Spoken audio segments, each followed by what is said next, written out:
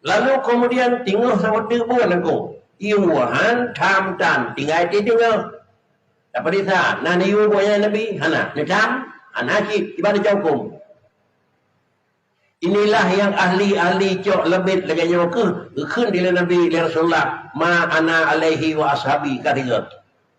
Yang kedua adalah ma ana alaihi wa ashabi lain kata Nabi, lain dah sahabat.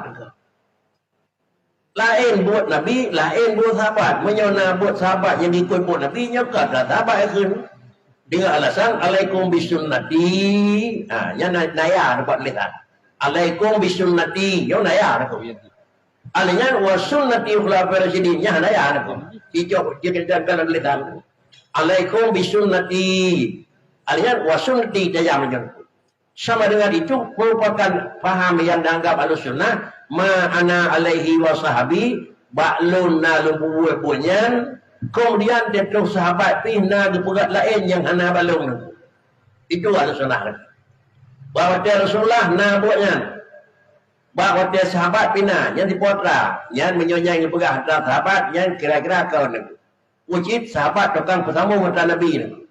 Kimanjit ba Rasulullah hana buatnya ba sahabat na yang nyawa ashabi ni.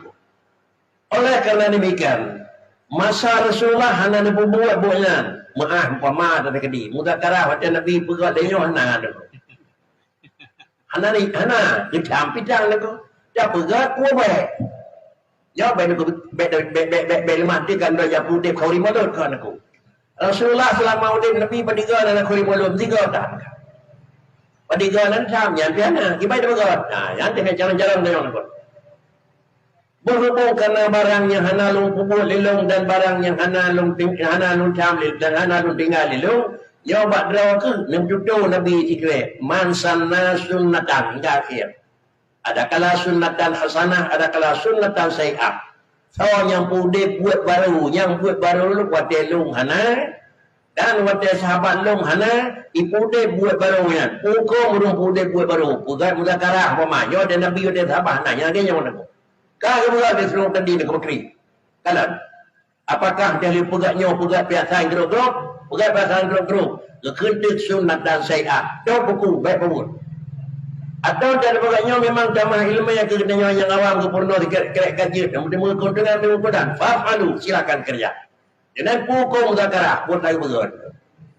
Banyak hina pegat biasa hukum mudzakarah. Hari ini dalam mudzakarah pegat penjelasan hukum ji. Dia kami hukum mana?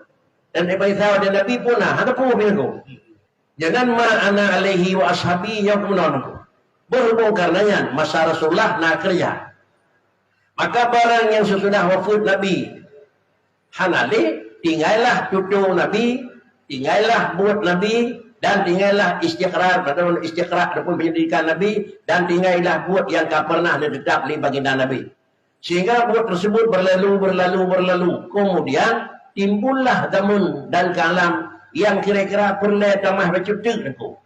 Payah tamah bercutik umpama masa Rasulullah Quran dalam tersimpul betul. Dalam tersimpul masa Rasulullah. Padang Quran tulis ke tempat dia untuk anak dik anak tepu pe. Bertahan masa Rasulullah, masa Sayyidina Abu Bakar, masa Sayyidina Umar.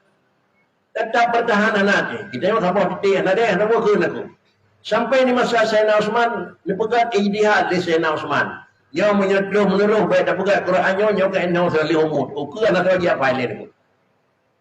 Lalu dipegatlah beliau Quran kembali dengan mim, demikian nun bari dati, ba bari demi yub, da dua titik, kemudian ya dua titik, dipegat tulisan itu. Jadi katanya Nabi dan kumpul titik Quran, silawatan itu. Nah kita sampai mana itu? Apakah deca pegat Quran itu? Punya deca saya nak seman pun tengok bayar dia orang berlak itu. Para hadirin sekalian jemaah yang terhormat. Inilah yang kira-kira ma ana alaihi wa ashabi. Termasuk dalam ma alaihi wa ashabi.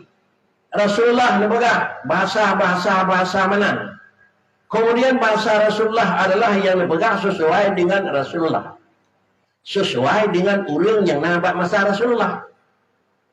Lalu kemudian bahasa yang kemudian kita nyobek dan tukar adalah hukum yang dipegang oleh Rasulullah.